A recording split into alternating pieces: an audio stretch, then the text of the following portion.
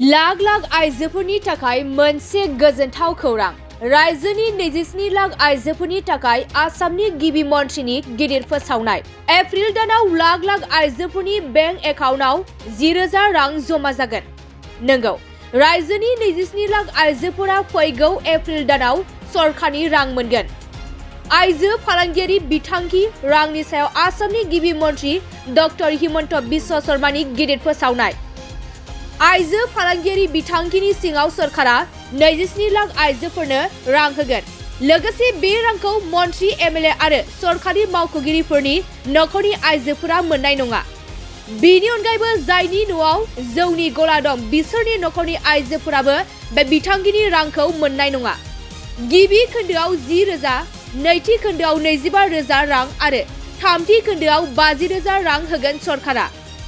आइजो फालांगियारि बिथांखिनि थाखाय सरकारा 2,000 कौटि रां गनायथि होदों।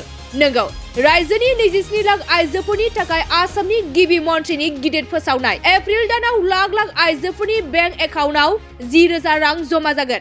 लाख लाख आइजोफोरनि थाखाय मोनसे गोजोनथाव खौरां। रायजोनि 27 लाख आइजोफोरनि थाखाय आसामनि गिबि मन्थ्रिनि गिदिर फोसावनाय। एप्रिल दानाव लाख लाख आइजोफोरनि बेंक एकाउन्टआव 10,000 रां जमा जागोन। नंगौ, रायजोनि 27 लाख आइजोफोरा फैगौ एप्रिल दानाव सरकारनि रां मोनगोन। आइजो फालांगियारि बिथांखि रांनि सायाव आसामनि गिबि मन्थ्रि डक्टर हिमन्त बिश्व शर्मानि गिदिर फोसावनाय। आइजो फालांगियारि बिथांखिनि सिङाव सरकारा 27 लाख आइजोफोरनो रां होगोन। लोगोसे बे रांखौ मन्थ्रि, एमएलए आरो सरकारि मावख'गिरिफोरनि नखरनि आइजोफोरा मोननाय नङा। बेनि अनगायैबो जायनि न'आव जौनि गला दं बिसोरनि नखरनि आइजोफोराबो बे बिथांखिनि रांखौ मोननाय नङा। गिबि खोन्दोआव 10,000, नैथि खोन्दोआव 25,000 रां आरो थामथि खोन्दोआव 50,000 रां होगोन सरकारा। आइजो फालांगियारि बिथांखिनि थाखाय सरकारा 2,000 कौटि रां गनायथि होदों। नंगौ, रायजोनि 27 लाख आइजोफोरनि थाखाय आसामनि गिबि मन्थ्रिनि गिदिर फोसावनाय। एप्रिल दानाव लाख लाख आइजोफोरनि बेंक एकाउन्टआव 10,000 रां जमा जागोन। लाख लाख आइजोफोरनि थाखाय मोनसे गोजोनथाव खौरां।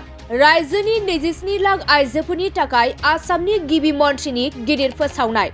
एप्रिल दानाव लाख लाख आइजोफोरनि बेंक एकाउन्टआव 10,000 रां जमा जागोन। नंगौ, रायजोनि 27 लाख आइजोफोरा फैगौ एप्रिल दानाव सरकारनि रां मोनगोन। आइजो फालांगियारि बिथांखि रांनि सायाव आसामनि गिबि मन्थ्रि डक्टर हिमन्त बिश्व शर्मानि गिदिर फोसावनाय। आइजो फालांगियारि बिथांखिनि सिङाव सरकारा 27 लाख आइजोफोरनो रां होगोन। लोगोसे बे रांखौ मन्थ्रि, एमएलए आरो सरकारि मावख'गिरिफोरनि नखरनि आइजोफोरा मोननाय नङा। बेनि अनगायैबो जायनि न'आव जौनि गला दं बिसोरनि नखरनि आइजोफोराबो बे बिथांखिनि रांखौ मोननाय नङा। गिबि खोन्दोआव 10,000, नैथि खोन्दोआव 25,000 रां आरो थामथि खोन्दोआव 50,000 रां होगोन सरकारा। आइजो फालांगियारि बिथांखिनि थाखाय सरकारा 2,000 कौटि रां गनायथि होदों। नंगौ, रायजोनि 27 लाख आइजोफोरनि थाखाय आसामनि गिबि मन्थ्रिनि गिदिर फोसावनाय। एप्रिल दानाव लाख लाख आइजोफोरनि बेंक एकाउन्टआव 10,000 रां जमा जागोन। गोजोनथाव खौरां। क'क्राझार सहरनि जेडि र'डजों नांजाबनाय गोजोनपुरी रयेल इनफिल्ड श'रुमनि गोजौआव थानाय सेन्ट्रेल भारत सेबक समाजजों गनायथि होजानाय आइ आफा बिएम इनस्टिट्युट अफ पेरामेडिक्सआ नोंथांमोननो लानानै फैदों देहा जोथोन लाखिनायनि माखासे आयदा। लोगोसे 2025-26 मायथाइनि मुं थिसननाया सोलिगासिनो दं आरो फैगौ जोबथा फेब्रुआरि दानसिम मुं थिसननाया सोलिबाय थागोन। 10 थाखोनिफ्राय 12 थाखो उथ्रिसारनाय बिजाथि एबा फरायसाफोरा बे पेरामेडिक्सआव गावारि सोलोंथाइखौ लानो हागोन। क'क्राझार सहरनि गोजोनपुरी एबा गांजेमा बाजारजों नांजाबनाय आइ आफा बिएम इनस्टिट्युट अफ पेरामेडिक्सआ नोंथांमोननि थाखाय गोदान मुं थिसननाय आयदाफोरा जाबाय BSS Diploma in Medical Laboratory Technology, BSS Diploma in Operation Theatre Technology, BSS Diploma in First Aid and Patient Care आरो BSS Diploma in X-ray and Imaging Technology बेफोर कर्सखौ 2 बोसोरनि गेजेरावनो आबुं खालामनानै BSS जों गनायथि होजानाय डिप्ल'माखौ लानो हागोन। लोगोसे गासैबो डिप्ल'माखौ लानायनि उनाव सोरखारि साख्रि मोननायनि सुबिदाबो दं।